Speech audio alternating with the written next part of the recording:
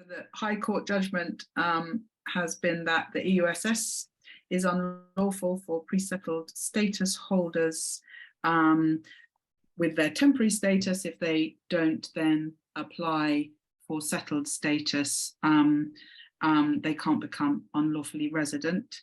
The Home Office is appealing. I will hand over to you, Dimitri, to talk in more detail about that.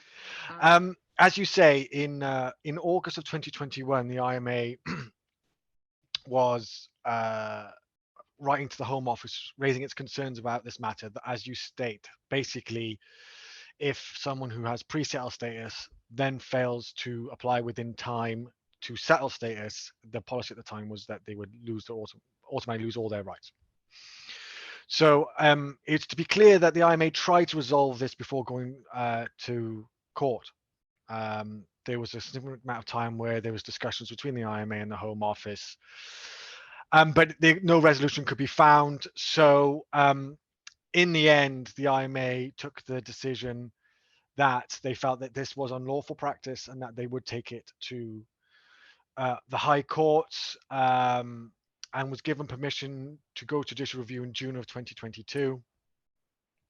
As you state, the 3 million, I believe the European Commission joined or intervened in those proceedings, and were supportive of the IMA's position at the time. We got the judgment just before, and was heard in November, and the judgment just before Christmas, I believe. I think that was the final work meeting we had before we were told the news that we had been successful in court. And as you say, and I'm quoting now the judge directly, there's a couple of paragraphs, but the key paragraph: the right to permanent residency arises automatically by operation of law once the citizen in question has reached 5 years of continuous residency. A further application for that right to arise was not necessary, and so the Home Office, in requiring a second application for that right to reside, was acting unlawfully contrary to the agreements.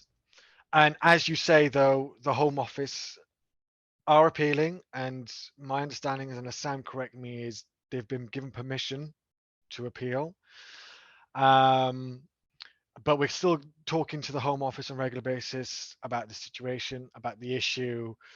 We don't know how it's going to pan out in the future, and unless Sam corrects me again, and we're not sure the basis of appeal the Home Office are going to use, so we don't know that detail, but that will, we presume, become clear in the coming months when they have to set it all out in writing, and that's the nuts and bolts of it.